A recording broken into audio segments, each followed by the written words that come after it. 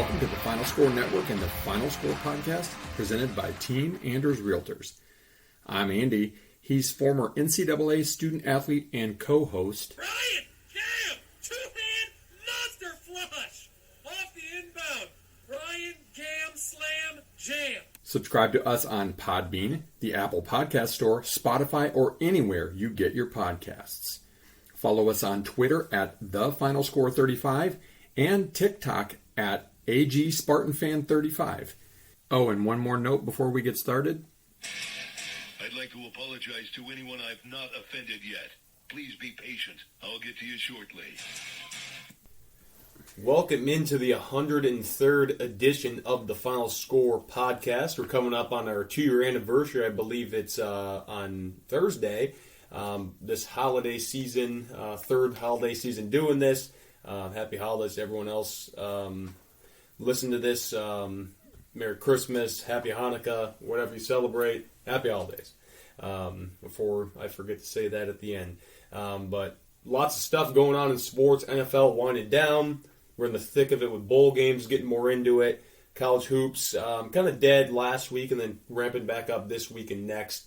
Conference play is going to get going. Golf starts in a couple weeks with the Century Tournament of Champions. Lots of stuff, man. We got a lot to get to. Matt Ishbia, shouts to him, bought the Phoenix Suns for $4 billion. Pretty freaking phenomenal. So, go to the podium, per usual. I'm going first. This came across social media. I think it was Wednesday or Thursday, I want to say. This is crazy. So, Oregon, this guy, Cam McCormick, he was in the class of 2016.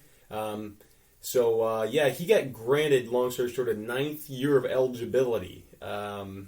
What is this, the NFL? I don't know. So I'll take you through his career here. 2016, redshirt. 2017, he was a redshirt freshman. 2018, a season-ending injury. 2019, he missed the season due to injury. 2020, he got his COVID year. 2021, he had a season-ending injury. 2022, he's a senior. 2023, they granted him a year of eligibility. In 2024, they granted him a year of eligibility. What the hell, man? This guy could have gotten like 10 degrees. He's probably could get a doctorate. Enough is enough. I get he's been hurt. Athlete. But this guy has been... 6 years should be the limit. Maximum. That's too much. Seriously, this guy's got to move on with his life. What a weirdo. I don't get it. He's just tried to put off life. He's going to be like a 30-year-old senior in college, and not because he was in the military or he was an Australian kid or something. It's because he just keeps getting hurt and wants to keep coming back to college, apparently. That's mine. Yeah, let's go to you, big dog. Yeah, so admittedly coming off of long weekend vacation, Florida brain / busy at work doing the job for 2 people. So I'm probably a little slow on the uptake this week, but one big thing came to mind. My buddies and I were bantering back and forth about this the other day. And kind of started with a tweet or a statement that my buddy Chris sent regarding Coach Mike Leach, RIP. I think he passed away after the podcast recorded last week. Just, a guy that has his fingerprint all over football, and a lot of people might not know about it. Didn't play football, but just a brilliant mind, funny, quirky, one of the best quotes and best guys to just listen to. Just off the wall, random, dry, hilarious. Somebody on his group and his team tweeted, "We are literally the last class that Coach Leach ever recruited. We are the last guys that he wanted to join his program. We should wear that as a badge of honor." And then my buddy Chris says, "Wonder how many of these guys are in the portal now. I hope it's 0, and I hope they have a tremendous 2023 season in Coach's honor."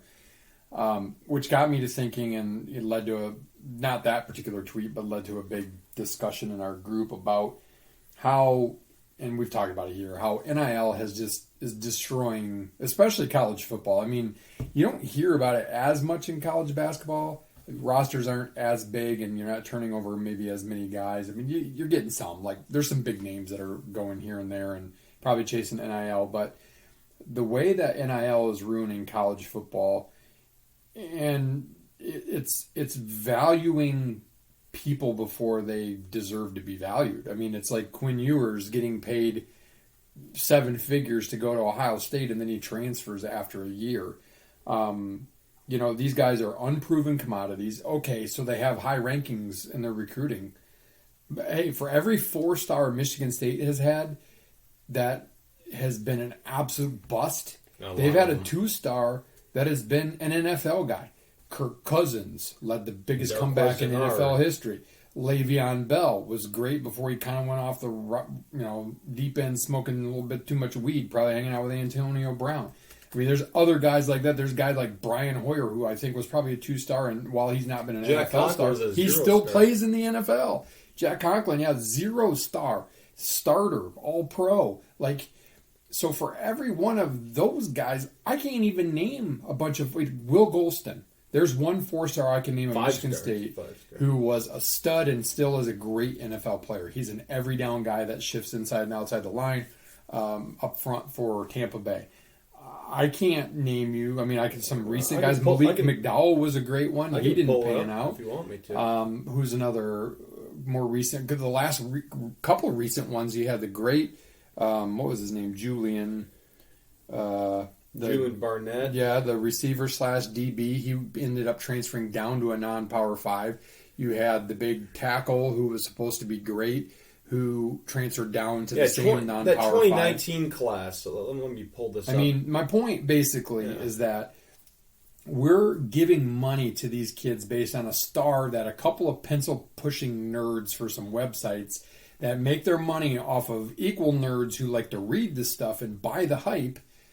And we're giving them 6 figures, 7 figures, while the rest of us, my kids, Dobbs' kids, Jeff's kids, even Polo's kids, his oldest going to, play college hoops at Penn, but he's got to pay for it. It's an Ivy League school. I mean, minus academic scholarships, you don't get an athletic scholarship there.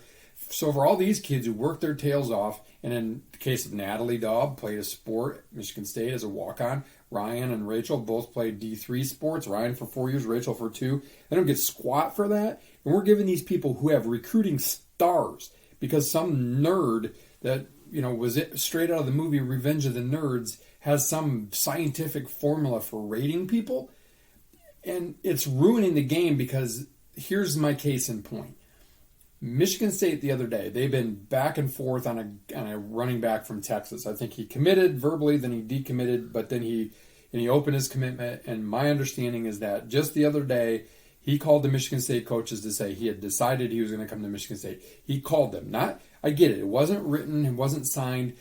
Ole Miss, who was one of the finalists, caught wind, said, give me 5 minutes, and came back with arguably, inevitably, certainly a lot more NIL money or guaranteed NIL money anyway, which, by the way, the letter of the law is illegal. That's been my concern about NIL to begin with, is that it's just a way to hide these boosters at big programs. NIL is you're supposed to be able to earn off your name, image, and likeness, not get paid to go to a school. And folks, that's what's happening because the NCAA was too dumb to get ahead of it to begin with. They left it in the hands of the freaking government and Congress, who've got other fish to fry, and yet they ruled that players should get on name, image, and likeness, which I don't, in principle, have an issue with. But there are no boundaries. It is ruining college football. It has allowed for things like what went on at Kansas and LSU and Arizona and elsewhere in college basketball to just kind of be swept under the rug with minimal suspensions. It is not an amateur sport. Let's not pretend it is. Let's not pretend that NIL evens the playing field because it doesn't. It does not. It means the big programs that have the biggest boosters are going to get the best players. And oh, by the way, related to our tee-up flag that we're going to throw in a minute, also gives people the opportunity to start to go fishing to pull people into a portal when they're not even in the portal. Yeah, it's ridiculous.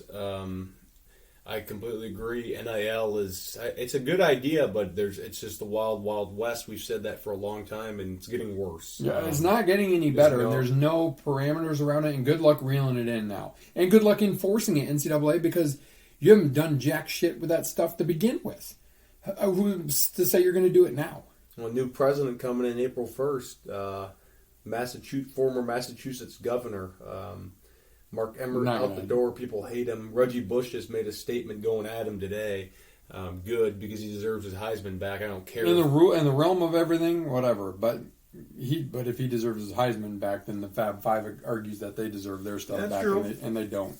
True. They don't. Because the rules are the rules at the time, and I'm sorry, but rules and laws change over time, and you can't be grandfathered into having broken a law and then be pardoned. True that. I mean, maybe you can be pardoned, but only by somebody like Biden, who's an idiot. Which brings us into our tee-up. We're going to tee up, stay on this topic here. Jeff Traylor, so he's the coach of UTSA, University of Texas San Antonio. This is a tweet that he put out last night.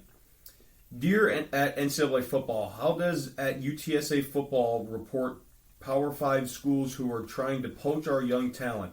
How much evidence do we really need to make this not be a part of our game? That's ridiculous. That's just another way of this NIL garbage. Oh, you come here, slide you a few dollars on the table. You come to Texas, and you'll start next year. We'll give you a big deal if you leave UTSA tomorrow. And these kids believe it, which BS. Shame on them because they're believing they're being pandered to, and they're believing something that may not come true. They haven't earned anything. Okay, maybe if you start at UTSA, maybe you earned your way up, but that's your choice. Some of those guys probably want to stay there because they love their teammates, they love their coach, they love their school, their girlfriend goes there, whatever the case may be, their parents are nearby. Like, this is, it is like constant free agency, and it's exactly what Izzo took a stand against. As much as we might lament that he took a stand against it and it's costing Michigan State in terms of depth early in the season, he said, minus occasional guys, I'm not going to go fill my roster. And he had 5 open scholarships with transfer guys. It's just not my style. Like, I don't want kids who are transient. Our game is too transient. It's free agency for all the time. And I just say, good luck putting the toothpaste back in the tube, because that's what this is going to be equivalent to. How are you going to change it? How are you, like, you literally set off an A-bomb for all this stuff to happen with free reign and transfers and NIL. Good luck putting it back together. And oh, by the way, here's a second tee up for you. Neon Dion. So good old ESPN, my favorite media group in sports. Of course, they want to promote all the goodness out of Dion. And look, I've met the guy once or twice at a Kurt Warner thing. He's funny. He's likable. I could see why people would like him. I'm sorry, but and I'm going to be called a lot of things for suggesting this, but ESPN wants to promote him as an African American coach by touting all the good things he does, while sweeping under the rug the fact that he basically told the entire Colorado roster, GTFO, you're not good enough, and told all the recruits that were signed, GTFO, you're not good enough. Oh, by the way, they fired an African-American coach before him. So ESPN, get off your high and mighty on that, and that soapbox. That's another example of how college football has gone wrong. This is somebody who's just, loudmouth, arrogant. Think of Tim McGarver back in the days of Dauble. Especially remember this when Neon played for the Braves, I believe it was, and did something to him in a post-game locker room. Like, he's kind of an ass bag. He's full of hot air, and I'm sorry, he might bring a breath of fresh air and energy. He's what's wrong with college football, not what's right with college football and with college sports in general. So I don't know. Good luck to this new governor. Again, if you get the toothpaste back in the tube successfully without causing an absolute coup and the creation of a whole new version of the NCAA for the Power Fives, I will personally write you a handwritten cursive thank you note for doing so. Yeah, I completely agree with that. It's gotten out of control, and there's no end to it, which I hate as someone that's more like traditionalist when it comes to this. These guys are supposed to be amateurs, but obviously they're not any longer. So speaking of tradition, let's talk about the Duluth no jock itch underwear poinsettia dust off electronics duster, Nike Outback bowl, fathead sticker garbage bowl. I mean, oh my gosh. Why not? Too many. Yeah, there's a lot of bowls and these freaking whatever they're called, sponsors. They're everywhere. How many? Everywhere. There have been a decent amount so far. So 1, 2, 3, 4, 5, 6, 7. There have been 10 so far. We're gonna go through a couple of them. I mean, maybe just mention them, and then we'll get to the rest of our picks when it comes to bowls. Yeah, rattling them off. Miami UAB actually was a good game. UAB won that one late. Oh, shout out too to Ferris State, back-to-back Division II Natty champs, national champions. Great for them. Great for the state. Colorado College of Mines quarterback had been given the Harlan Hill, I think is what it's called. It's like the Division II Heisman over a Ferris State guy, and that just added fuel to their fire, and they absolutely slobber knocked them. Yeah, I'm happy for them. That's awesome. Coaching Troy over UTSA, a ranked that was a team good of game. conference Good game. champions. Yep, A another lot good of game. turnovers in that one. Low scoring. Florida got smoked by Oregon State. Louisville smoked. That's a team decimated by Cincinnati. transfers. Yep. Yeah, Cincinnati got smoked. Fresno. Louisville kind of laid it to their old coach going to Cincinnati. Fresno smoked Washington State. Southern Miss beats the 5-7 Rice 5-8 season. That's what's his name? Gore. Yeah, Frank Gore Jr. Let's get his stats here. I can pull them up. Frank Gore Jr. 21 totes for 329 yards and 2 touchdowns. Not a bad performance. BYU with a little upset over SMU, 24-23. Good game there. Boise State, North Texas was a good game. Kind of Pretty came down close. to the end. Marshall smoked UConn. Then today, Eastern 9-4. There, Coach Creighton has really turned that program around. Good for him. I mean, they were that close to going to 1AA. They were close to ceasing to exist, like Right. UAB did for a bit. Then Liberty's winning right now against Toledo 7-0. In the roofclaim.com Boca Raton Bowl, last one of today, and then we got a lot more to get to. I guess we can take a peek at it now. Let me pull up my my bowl sheet here. How are we doing so far? You're 5-4. I'm 4-5. Actually, I'm sorry. What was that noise? That was weird. No, there's a ghost. Probably. We both got Eastern right, so I'm 5-5. You're 6-4 now. I must have picked different in my spread or in my FanDuel picks because I was 7-2 in my first 9 there. But not that it matters. You got to get them all right. Let's do this thing. All right, let's go. R&L Carriers New Orleans Bowl. We got Western Kentucky, South Alabama. South Alabama's 7.5-point favorite. I'm going with the Jags. I think we already did this. I think we did. We did do it. South I'm Alabama. sorry. We did. I'm sorry. My bad. But I would have changed that now because we already did our picks. We can't change them. But Western Kentucky's quarterback, who was in the portal, is coming back. So he's playing in the bowl game. And he's one of the best. That's okay. South Alabama's still good. Serve Pro First Responder Bowl. This is on the 27th. Memphis versus Utah State. Memphis 7.5-point favorite. I'm going with the Tigers.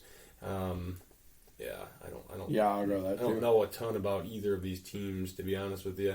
I don't know. We'll go with the Tigers. Memphis.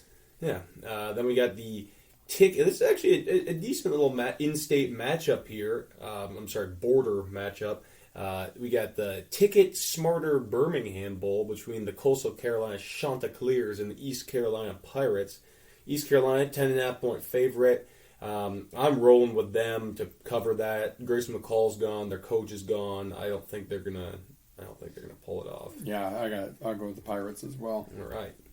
Then we've got the Guaranteed Rate Bowl, a little Oklahoma State, Wisconsin. I'm going with Wisconsin. I feel like down the stretch, Oklahoma State just Which faltered. Wisconsin's going to show up? The one that can score and is decent, or the one that gets their butt kicked? Well, Braylon Allen's pretty good, so I'll go with. Yeah, I'll go with Big Ten there. I'll go with Wisconsin. Badgers.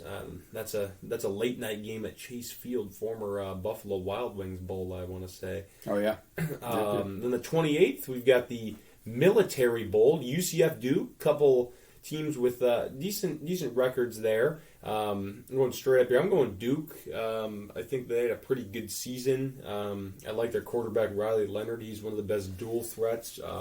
And brought in the new coach, Mike Elko. They were projected to finish toward the bottom of the ACC and went 8-4. That's an impressive season. I think they ride it and get the dub here in the Military Bowl in Annapolis, I believe. Yeah, I agree. I'll go with Duke as well. Blue Devils. AutoZone Liberty Bowl. This one could be interesting here. Kansas versus Arkansas.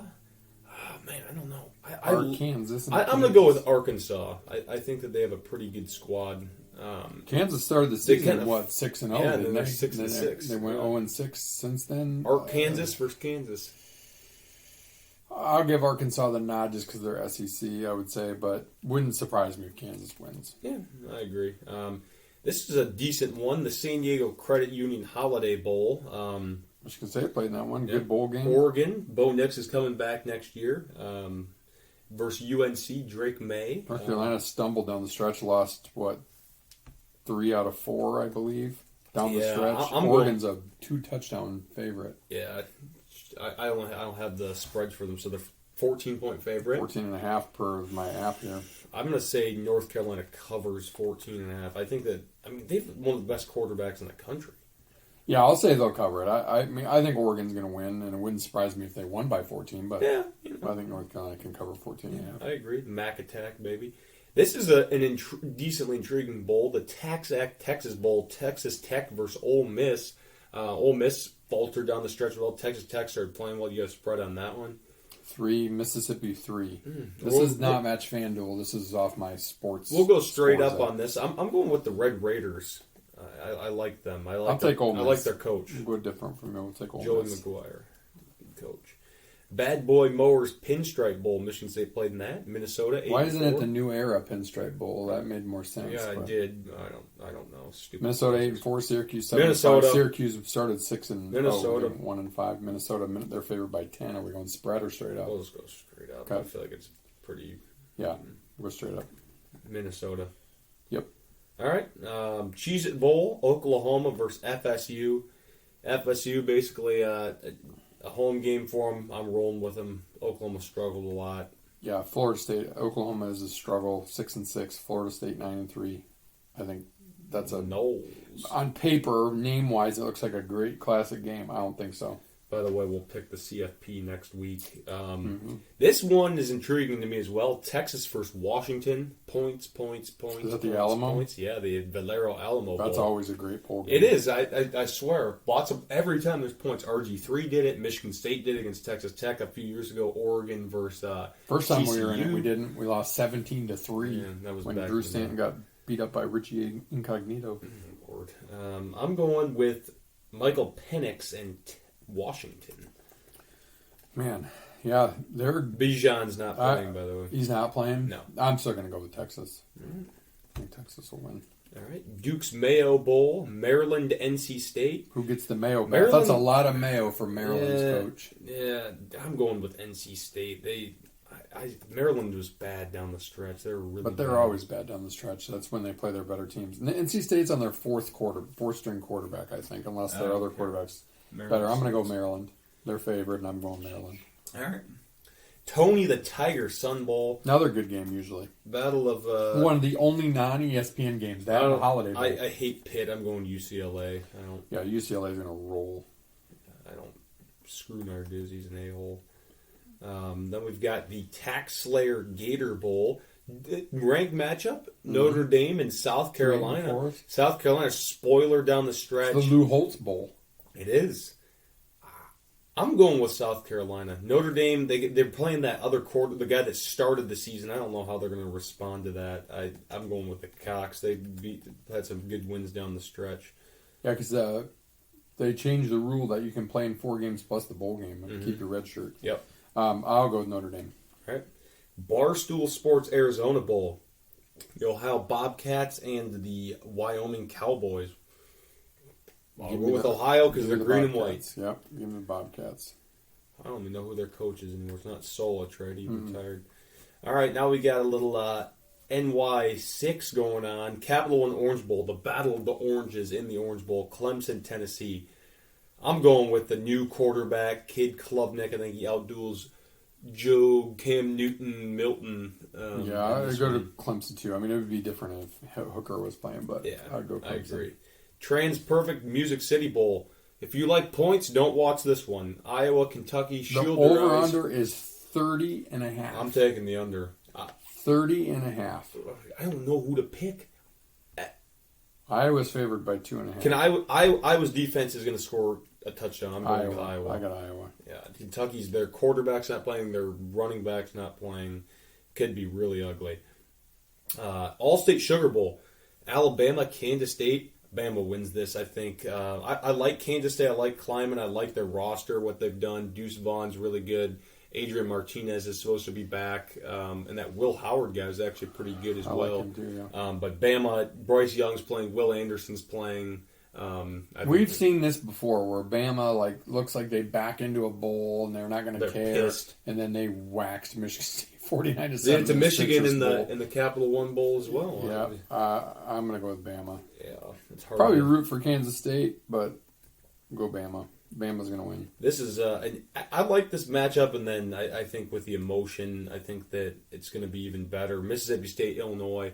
I would have said Illinois before, but I think Mississippi State wins this for their coach. Yeah, I mean, it's pick 'em, and I think Illinois struggled down the stretch, but then still almost got their way into the Big Ten championship game. I think Mississippi State just with, it's tough because emotion can play one way or the other, but I think Mississippi State pulls this off for Coach Leach. Cheez-It Citrus Bowl, LSU, Purdue. LSU's going to win this. Purdue's no one playing. Yeah, LSU. No McConnell, no Chuck. What's the spread? 14.5. Yeah, I think they cover it. Yeah, I think they slept. I think LSU's going to crush them. Step on them. Brian Kelly wants that momentum, and he hates his former in-state rival. Exactly. We got a little Tulane versus USC in the Goodyear Cotton Bowl. This game actually could be interesting. Tulane's got a good defense. USC, they got Caleb Williams. What's the spread on that one? Only 2.5. I'm going with you. We're going straight up. I'm going with the Trojans. Yeah, I'm going USC. I can't. Tulane's a nice team, though. I'll tell you that. Watch out for the Green Wave. Rose Bowl. Good matchup here. Utah, Penn State. I don't think Penn State's that good. I'm going with Utah. I really don't think Penn State's that good, and I like Cam Rising a lot. Utah was good in the Pac-12 championship game again, like they were last year, and they were really stepped good up in the in Rose big Bowl games. last year. Man, it's a 2.5-point favorite. Utah is. Williams Penn State played pretty well down the bastard. stretch, but they didn't beat anybody particularly good because they lost to Ohio State and Michigan were their two losses, and they weren't particularly close. Yep. I'll go with you. I'm going to go with Utah on that one too. Yeah. And then All we'll pick the We'll do the CFP next CFP week. next week. All right, that's the 2022-23 bowl games.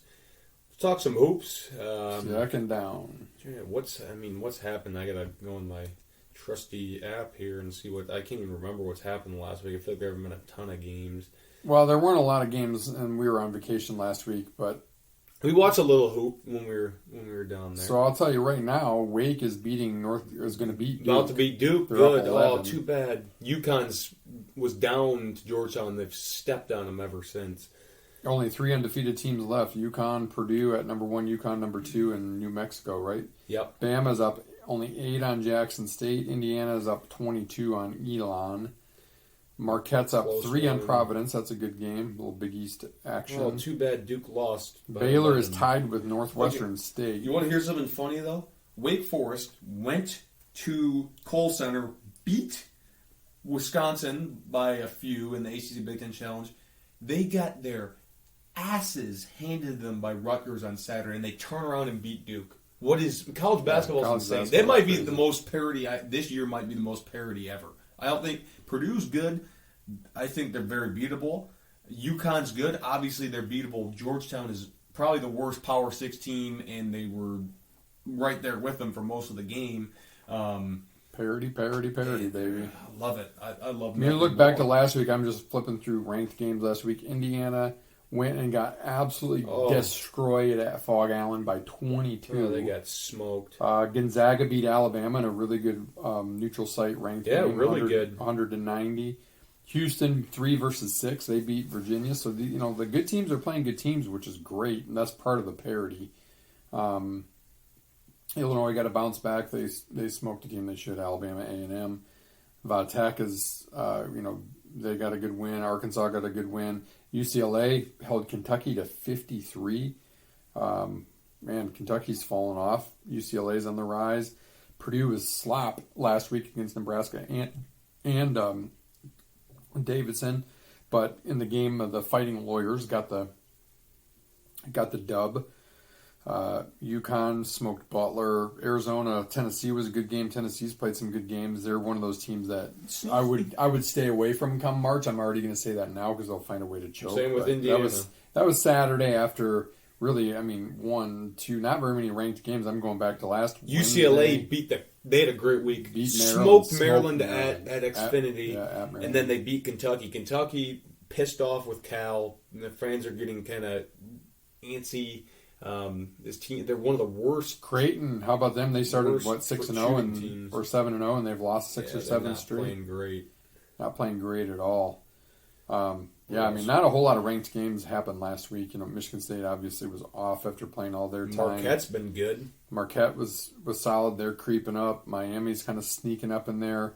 Bama will get a win here and a loss there, but they're playing some tough teams. North Carolina, Ohio State was a great one. Overtime game. Double overtime, right? Just single overtime. Oh, single Nance overtime. hit a shot to put into overtime at the buzzer. Ohio State's a good team, but North Carolina gets to 8-4, playing a little better. They play Michigan Wednesday. That could be an interesting one. There's just so many good teams. There's no great teams. It's which fun. is going to be great come March. Some teams will separate a little bit, but do your homework now because you're not just going to be able to kind of pick them when the time comes to do so in March. Like, oh yeah, so and so easily over something. No, this may be the hardest year ever to get a perfect bracket, and it'll never be done anyway. So.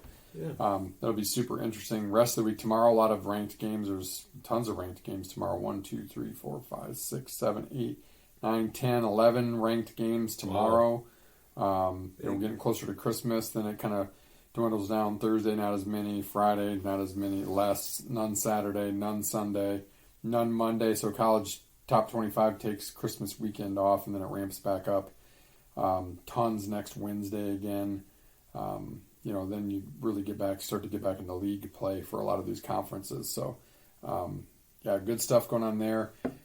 Michigan State, nothing to report on them. We'll see what, if they've got any dust or rust Wednesday when they play. They needed a break, so hopefully they come up with some energy playing an Oakland team that I don't think has ever beaten Michigan State, but certainly battles Michigan State. And a little reunion game because Rocket Watts is coming back to the Brez on his third team in 3 years, playing for the Grizzlies. Malik Hall coming back probably next week. Greg Campy, the longest tenured Division I coach, because those who don't know, Oakland was D2 when he started.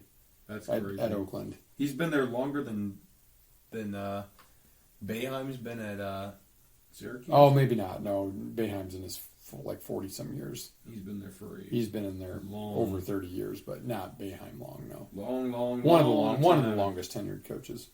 Long time. You got anything else on hoops? Nope, nothing on hoops, so let's go to a quick word from our presenting sponsor. Team Anders Realty will help you find the home that best fits your needs and makes this process simple and fun along the way. The Anders have served thousands of clients over 30-plus years in the Grand Rapids, Michigan area and are here to serve you today. Help our sponsor out and learn more at teamanders.com.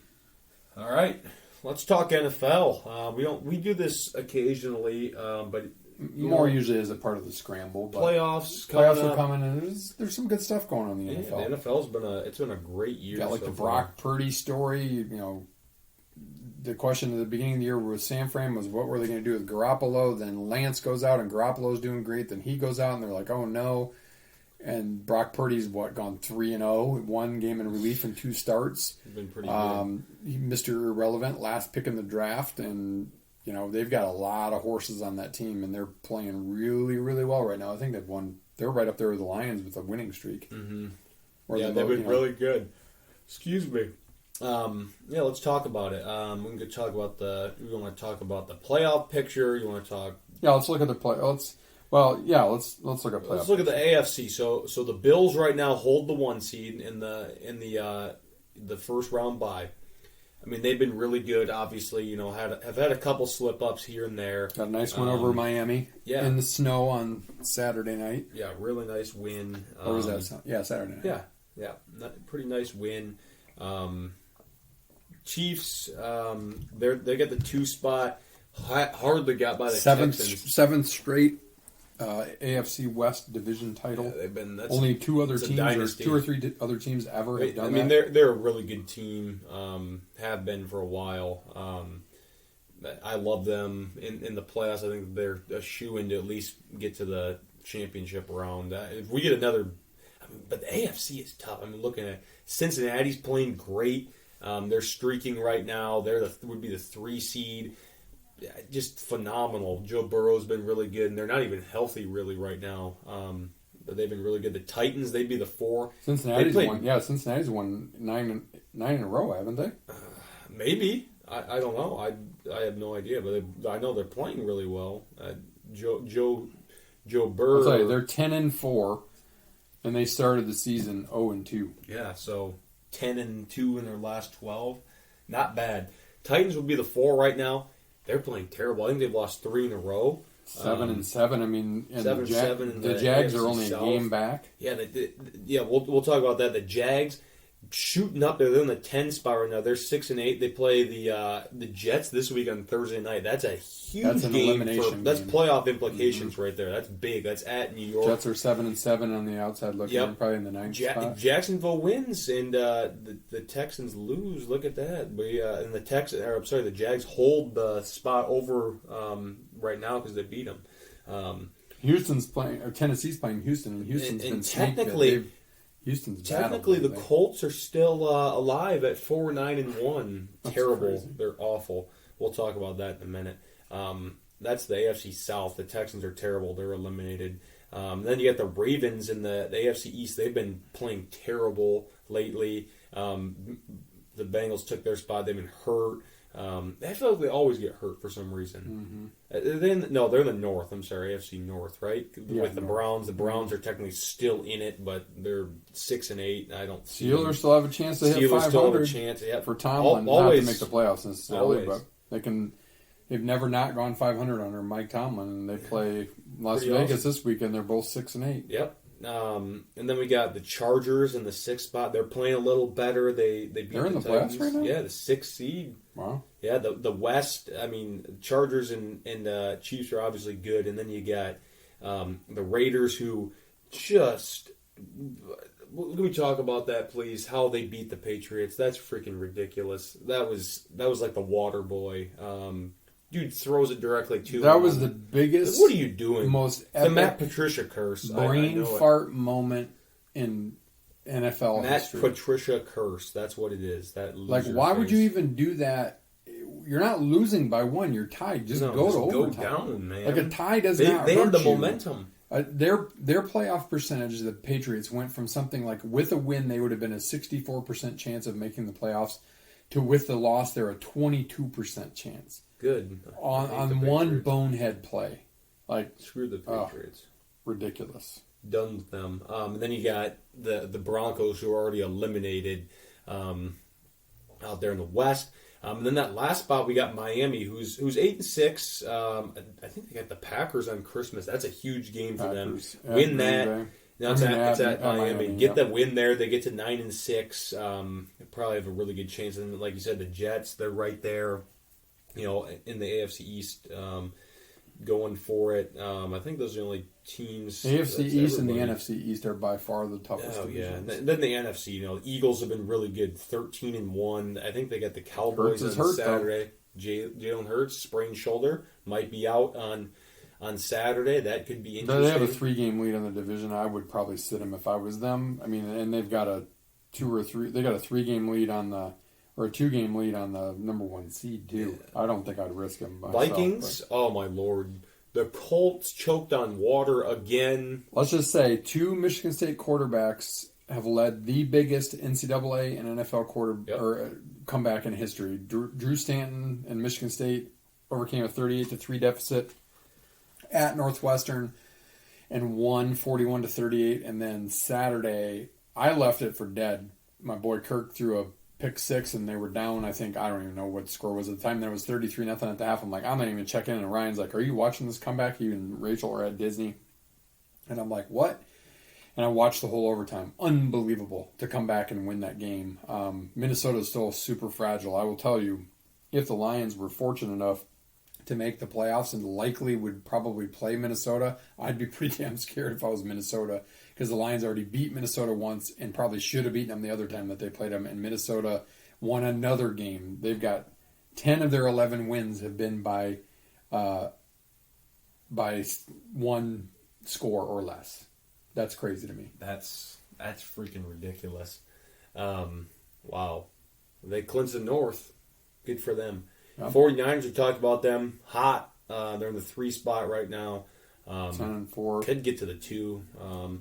They can help the Lions out by beating Washington. They're already in. They clinched the playoff berth. Then you got the Buccaneers 7-7. Is that what they're 6-8? 6-8. I'm sorry, because they had a 17-3 lead and got their butts kicked. By winning the freaking South, the AFC, NFC South, and AFC and NFC South need to go Trash. bye. The AFC Trash. and then NFC East are the Panthers superior. at 5-9 are still alive. The Saints at 5-9 are still alive, and the Falcons at 5-9 are still alive. What gives? One game out each. That's terrible. Whoever Let's plays. see. Do we have any? We have New Orleans plays Cleveland. We have Atlanta plays Baltimore, and then you have the Lions play Carolina. No easy games for any of those teams. But then let's see, who does Tampa play? Tampa plays Arizona, which should be a win. So Tampa is probably in the driver's seat there still. With the old they'll goat, get it. the Freaking old Tom goat, Brady's but- going to get a home playoff game with a losing record. It's fun to watch. They're on TV a lot because of Brady, and it's fun to watch Brady just look like a crybaby when his receivers drop passes or when in his mind they run wrong routes. I don't know who's more demonstrably a big giant puss, Tom Brady or Aaron Rodgers. Yeah, They're both intolerable to watch. Yeah, Rodgers, not when he wins, he acts happy. Like last night, he's all smile. It's like, loser. 5 spot, the Cowboys got it. I mean, they're already clinched a playoff berth. They're going to be dangerous in that 5 spot. Probably playing they're going to play the NFC South. I mean, that's a dub. Right. They're basically going to get to the divisional. Then you got the Giants in the 6th spot, win over the Commanders, but the refs kind of choked. The refs choked screwed that up away big for time the in that Commanders. Two Too bad plays for them. on the go ahead or tying touchdown, whatever it would have been at the time. Yep. They still would have had to get a 2-point conversion, but still, they messed up twice. The receiver points to the ref. The ref always helps the receiver out, make sure he's on the line. He wasn't covered up. The ref didn't put him in place. Washington scores, gets erased on a penalty, and then an egregious pass interference. And Chris Collinsworth can say all he wants that the refs don't want to be put in position, but that's their job, to be put in position to make that call. If the guy's all over the receiver and impeding the ability to catch the ball, it's PI every time. I don't care if the game's on the line. It's pass interference. Yeah. It's pretty ridiculous. You see lots of stuff, or once in a while, see stuff about how the NFL's rigged and blah blah blah on TikTok. Sometimes you see games like that and you wonder. It's like the Saints, a couple years ago with the pass interference. It's like, it's not, but you just sometimes you just wonder, like, what are these guys thinking? There was a big play might have been the Raiders game, because the Raiders they scored the touchdown to tie it. Bounds, Yeah, right? you should not have counted. Commanders are in the 7th spot now, though. Seahawks fall on bad times. They've lost, I think, 2 or 3 in a row. They're They play dinged up. Kansas City They play this Kansas week. City this week. That's good for the Lions. The Lions, hottest team in the NFL. 6 of the last 7 they've won. They won a game that they didn't play well basically at all, and they find a way to win on the road. That's a game they lose 100 times out of 100 in the past. Don't tell me otherwise, because it's a culture thing. They believe they can do it. I love it. That's a game they lost earlier in the year. It's a game they lost last year. Dan Campbell said, if this game's earlier, we lose it. And I'm proud of these guys, the fight that they've had to get from 1-6 to 7-7 with a outside looking in at the playoffs. I mean, they control their own destiny, really. I mean, they need a couple teams to lose, but the Lions have at Carolina, home against the Bears, and then at Green Bay to finish. 3 very winnable games. They win those 3 with a little bit of help. Probably, hopefully, the Commanders even at 10 fall. and 7, and they have the advantage over Washington and New York. come the playoffs. They could get as high as the 6th seed if they went out. That would be hilarious. I'd rather play the Vikings wherever that may be, because I think they can beat the Vikings. They obviously did it once, and they should have done it the first time. They're playing really well. Defense is, still gives up stupid stuff, but they're getting better. They're getting to the quarterback. Goff, he's the only quarterback in the start the last 6 games and not have a turnover. Run game's not been as good lately, but the pass game, they have weapons everywhere. Amon-Ra. They've got, Jameson Williams is finally in the fold. Josh Reynolds is pretty reliable. Chark has been playing better. Brock Wright with the huge touchdown grab after dropping a wide open pass. Swift's playing a little better. They just got a lot of weapons. It's fun. Khalif Raymond's been great. Jack Fox is the GOAT punter. It's phenomenal. Packers still have a chance at the playoffs, 6-8. I don't think they're going to make it. The Lions are going to beat them anyways, but I think they're going to lose to the Dolphins this weekend, and they're going to be 6-9 and not have a chance at that. And then the Bears already eliminated. I mean, they show signs with Fields, but their roster's not there yet. Hurry up and wait basically for them. They got to get more receivers. They have pretty good backfield. Need a better defense like they had in the past. Carolina, we talked about them a little bit. They're playing better for Steve Wilkes. 5-9, still have a shot at the playoffs because the NFC South sucks. Lions are going to end their season this week. Saints also, they're terrible. Quarterback play is terrible. Same with the Falcons. Desmond Ritter's their quarterback. Darnold is 1-0 in his career against the Lions. It was his first career game. Start. Yeah, I remember. Threw a pick six on his first Monday play. Night Football. That was them. Patricia's first game. The Rams eliminated, keep losing. We wanted a top 3 pick. Arizona also eliminated. Cliff Kingsbury's ass is warm. He's probably going to be ousted at the end of the season. Playoffs coming up here. Only 3 weeks left.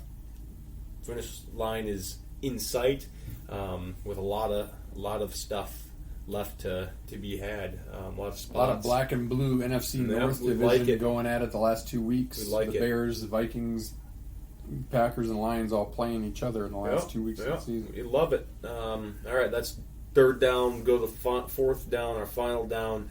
Scramble. I talked about earlier, Ishbia is buying the Suns. That means 3 Michigan State grads own NBA teams now. Pretty phenomenal. Who's the other? Dan Gilbert. The Pistons owner, Tim Gores. Oh, yeah. That's pretty awesome. Not bad. Not bad. I got one for you for the scramble. I know that there was some golf this weekend, and there's always some live nonsense or whatever, but the real stuff doesn't start till Kapalua in a couple weeks, but it's Christmas time. I'm asking you, what are you giving Tom Izzo for Christmas this year? Healthy roster. Yeah, health the rest of the way, I would say, and continued development of some of the young guys as a stocking stuffer. I'm not going to say Michigan State's going to win the Big Ten. I'm not saying that they're truly a high-level contender, but they're a top 4, maybe top 5 Big Ten team if they can stay cohesive and healthy. So I agree with that. All right, what do you give him, Mel? Oh, he needs a lot of things. He needs an offensive line. He needs a competent quarterback. I think he needs a clock management friend. That's what he really needs. He needs a good assistant coach. Yeah. Good coordinator. I think for me, I just want to see tomorrow's signing day. I'd like to see a good, solid class sign on the dotted line. Yeah, I don't get too involved in this. I'm, committing, I'm not committing. We had somebody from our own hometown who did some, as a kicker, did some elaborate, private jet commitment video to Penn State only to have Jim Harbaugh sleep over and give him a handy and get him to switch to U of M. I don't buy any of it until somebody's signing the dotted line, and even then they're year to year, obviously, because of the transfer portal. I just want to see the class finish strong. I don't care how many 4-stars. None of that stuff matters to me. Get the guys that can make an impact on your depth chart early. I realize that there's some positions that doesn't happen very often, but that's my wish, is that there's a couple of guys in this class that can fill needs, or at least fill depth at needs, that can step in and play as freshmen. We had a couple this year, and I want to see that next year as well. as a stocking stuffer, I'm sure some sort of a coaching change. I'm going to tell you, with the flip of Michigan State getting a 4-star, we're talking about flipping guys, 4-star quarterback that they flipped from Washington State the other day. That's 2 Pac-12 coaches or quarterbacks in a row that they flipped, right? Kate Hauser too. Yeah. I don't think they're going to get rid of Jay Johnson. So, as a stocking stuffer, the right changes to the personnel that's there, coaching staff wise, or some of the quote unquote key starters, so that Michigan State can have hopes for more than 6-6 next year. Yeah, I mean, a bowl game would be nice. All right, what do you want from Tom Izzo as a fan? I want him to keep recruiting like he is and sign a top 5 class in 2024. I do. Yeah, on top of 2023, I agree. Set him up for 1 or 2 good runs at a tournament or at a championship before he rides off in the sunset. Because I would like that for him ultimately for Christmas Yes. is another national championship. Yes. Not going to happen this year, but out of the next couple of recruiting classes. You never know. What do you want from Mel? Competence. I want a legitimate look at changing your quarterback. I want a You legitimate- brought in a 4-star in Kate Hauser. You're bringing in a 4-star in this other kid. These guys aren't going to sit around and wait forever. You can't. Gone are the days of just ride out an average to above average upperclassman quarterback. I'm sorry, even if it means he transfers. He had a great year when they went 11-2. Whoop-de-doo. What have you done for me lately? In today's day and age, as much as it's anti what I preach about, let's get some loyalty back in college football and blah, blah, blah, you can't expect to flip 4-star after 4-star quarterback and then bring them in and let them sit on the bench. They want to No. play. Now, if they're not ready, it's one thing, but I get that. I want him, that's my gift from Mel, is to give a legitimate look. Throw Kim to the side, no offense to him, but I want a legitimate look at one of these highly touted quarterbacks. Kim looked good when he played last year, which is fine and dandy. He's probably a great backup. I don't even know this other new kid's name, but Hauser or this Sam, other. Leave it. Hauser or leave it. I want them to get a legitimate look at the starting quarterback job. Period. I completely agree. I don't think it's going to happen, though. Speaking of in the portal, too, Michigan State got a nice running back. I think maybe we talked about that last. No, that was the other day that they got him. Got the UConn Nathan Carter. He's a nice got a runner. guy that had a scholarship offer originally as a linebacker from Michigan. They yanked it from him. He went to UMass. He's transferring into Michigan State as a preferred walk-on, right? Or no, that's another guy. No, that's him. That's Yep. him. So, Yeah, a few guys. but he was a former 3-star guy. So, I mean, that the thing is again, it's easy to get caught up in the hype. 4-star, 5-star. Give me guys that fit the scheme, that fit the way that the plays. Tell me that a Winmon Got a kicker? and a Brule may come back on top of Snow coming back on top of what they coming back, and all of a sudden things look pretty good. Didn't we get some 6'6" transfer portal? Yeah, we got tackle a D today? tackle from. That's a big D tackle. 6'6", 300 pounds. We have is tall. 400 tight ends. We got a guy from Boise State. What kicker did we get? The guy from Ohio. The guy from North Carolina. The transfer specialist. kickoff specialist, and apparently he's going to do field goals as well. That's what they told him. So, and he's Well, and we had 2 preferred walk-on offers to 4.5 star. But guess what? He's the next Bryce Behringer. Look at his picture. Oh, He's got the glasses. He's got the and everything. glasses. Nice. Yeah. He's Nice. a good kickoff guy. He led the ACC in touchbacks in 2021. Take that. Yeah, we need that. There's my stocking stuffer, Mel, a new special teams coach. That running back recruit we got last week, the athlete who's the Jalen Barberin, very the fast. sprinter, that'll be good for Michigan State. Yeah, and then there's a guy committing that. I mean, chance to flip a guy or two maybe. We're supposed to get this Texas A&M defensive tackle possibly as well. That'd be big because he's going to be... Especially because we lost a couple of guys on the front line. Good to have some depth in there. I mean, we already have, Van Suerman's going to be good. Love Derek Harmon and what he provides. Barrow's really good. But, they lost Hanson's Mallory. good They as lost, well. they I mean, you lost lose some Mallory, guys. you lose Hunt, you lose Slade. I mean, that's some good players. Slade graduates, right? Yeah. Yeah. Plus, I think that's all of them.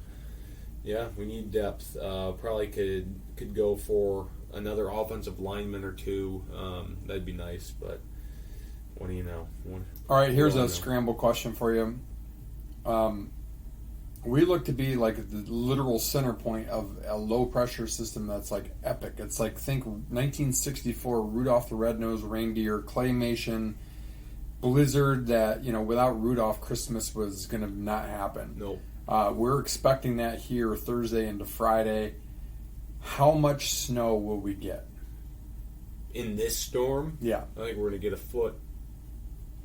We had 15 inches when we were gone in Orlando last weekend. We had 24 almost a couple weeks ago before Thanksgiving. I'm going to go 18. Jeez. 18 inches. I hope not. One more scramble thing. So the Masters, Fred, what is his name? Fred. Oh, Ridley? yeah, I was going to read that. Fred Ridley, right? Ridley, yeah. Yeah, read the statement. Okay. Good catch. Statement regarding the 2023 Masters Tournament. From its inception in 1934, the purpose of the Masters Tournament has been to benefit the game of golf. Each April, the Masters assembles the world's leading golfers to compete for the green jacket and a place in history. It provides a stage for fans to experience dramatic moments of competition at the highest level and promotes the sport domestically and abroad.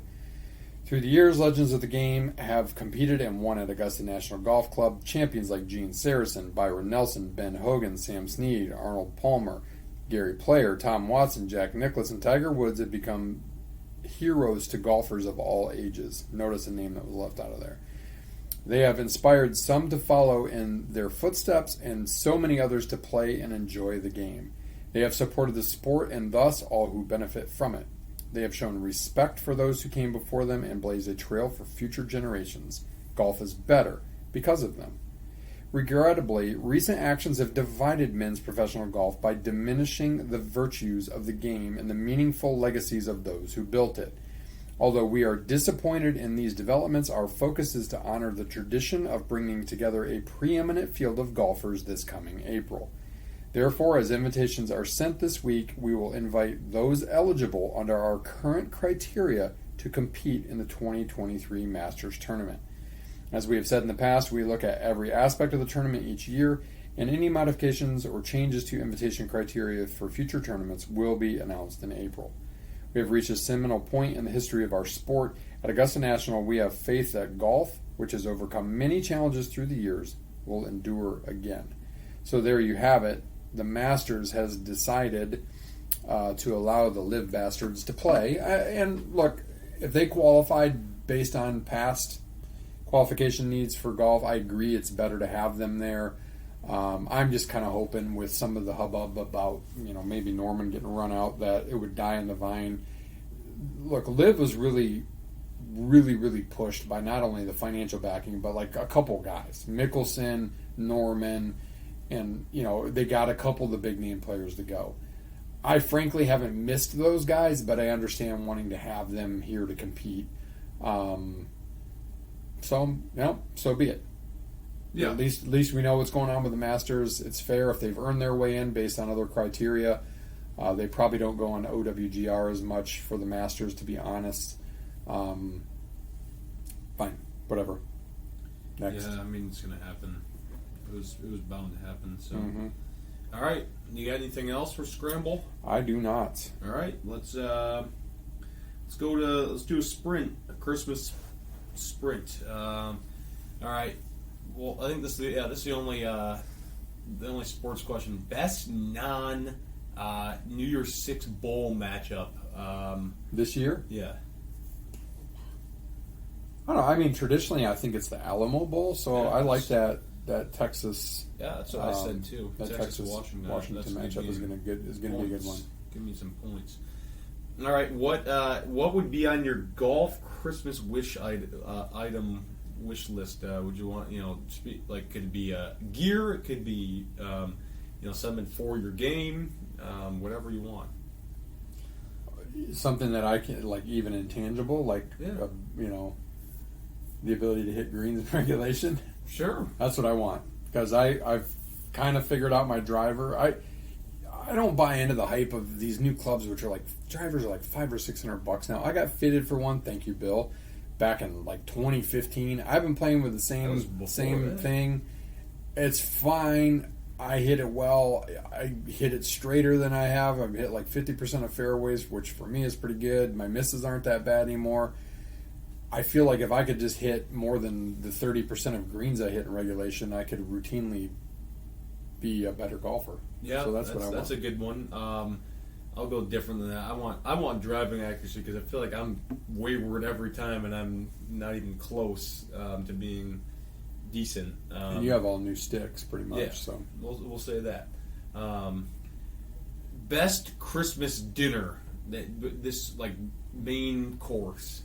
Oh, prime rib. Yeah, I said tenderloin. Yeah, tenderloin, same thing. Yeah. What's the best Christmas appetizer?